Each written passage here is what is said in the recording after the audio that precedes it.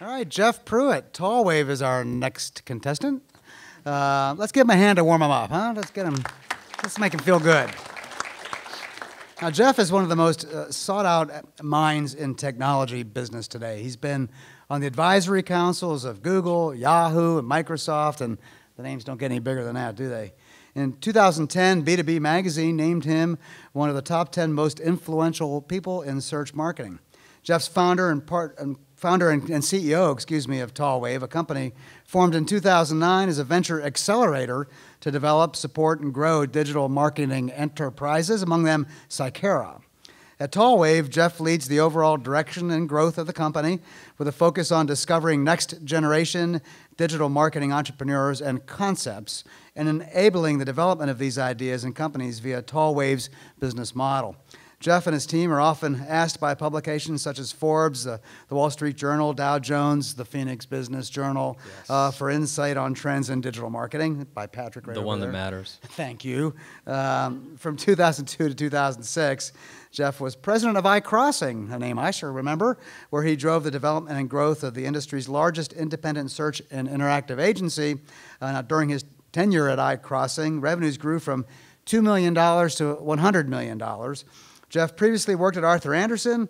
He has an undergraduate accounting degree from ASU, and he's a certified public accountant too. Not only that, but Jeff is chair of the Search Engine Marketing Professional Organization, which in part is responsible for setting ethical and industry standards, and he educates the world on best practices. That, I think, is worth a round of applause. Thank you. Some questions, Jeff. Now, you now lead a venture accelerator. So let's talk about funding and why it's important to in mentoring the next generation of companies. So why is it so important to you personally? And then also, what do you look for in new companies? So being from Arizona and kind of going through the cycle of being raised to think that I had to work hard and work my way up the chain to do something special was kind of a backwards way of thinking, but that was ingrained in me early on.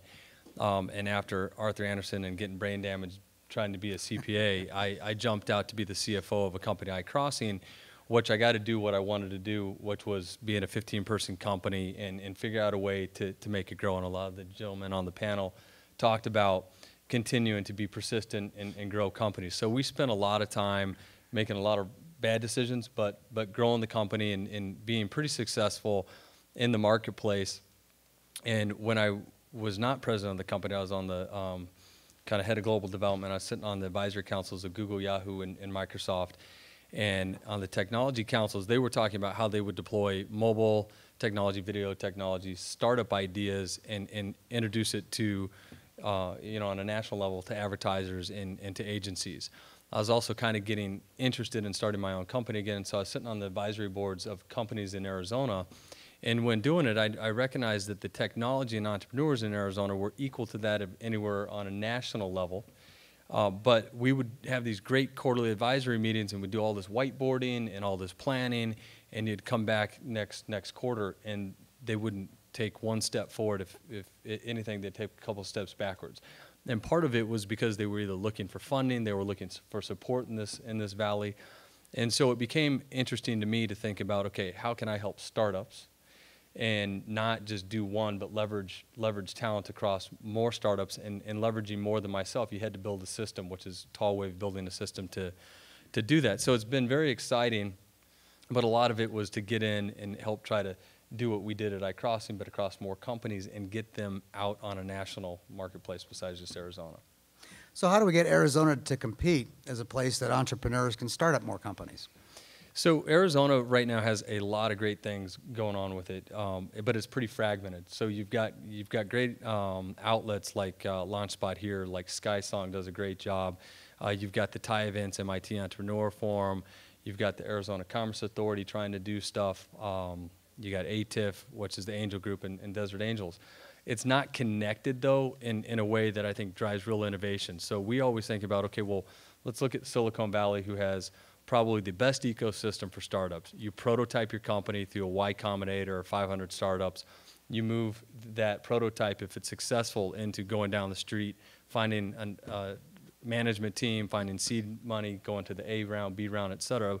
what's Arizona have today to use those as building blocks? You got great universities like Arizona State, I guess U of A. No, I'm kidding. U of A, NAU. I love U of A, but U of A, NAU, and the students coming out, the ones that are coming in to Tall Wave, are incredibly bright. They're like Adam, who've got such a broad knowledge of how the market works at such a young age. We have entrepreneurs, and we have a lot of startup deal flow. And then I believe we've got a lot of operators. If you look at the Accentures of the world, the E&Ys, the Deloittes. So you've got operating talent. Well, how do you pull all that together? I think we need to create, to make Arizona better, we need to create a better mechanism for developing a system to get companies launched. Accelerators like ours, there's other accelerators, but actually having the operational skill sets to move people through that first 6-month period of time where that acceleration really counts. Mm-hmm. And then we also need institutional funding and ways to get more institutions that are vesting their time in Arizona will help. And it makes sense. If you think about all the institutions putting their money in New York or in Silicon Valley, they're competing for the same deal flow. No one's competing for the deal flow in Arizona today. So that's where I think people are focused on making a change in Arizona. So let's also talk about what you would suggest to people right now who are interested in creating new products and then turning that into an entrepreneurial career.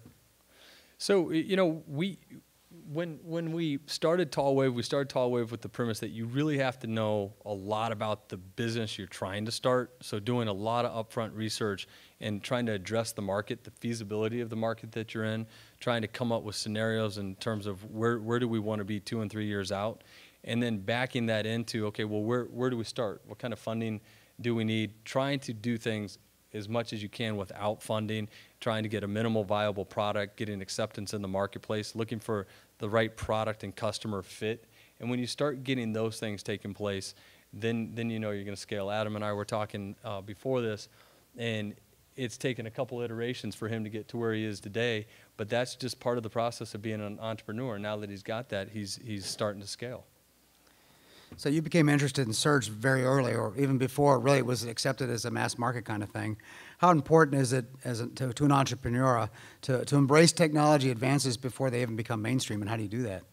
Well, if you're going to be Google, Twitter, Facebook, it's really, really important, but I don't think that's important in terms of the number one priority for an entrepreneur. I think what makes companies successful, and we heard it here on the stage, but it's the drive, it's the entrepreneur mindset that I'm not going to get beat. And if you understand your marketplace enough, it's just pushing forward and finding out what works. And when something doesn't work, fail quickly at it and move forward on the next piece, and then being better than your competitors. And that takes the 70, 80, 100-hour weeks and just driving until you get to a place where it's starting to scale. Cool stuff. Jeff, round of applause, please, for Jeff. Thank you.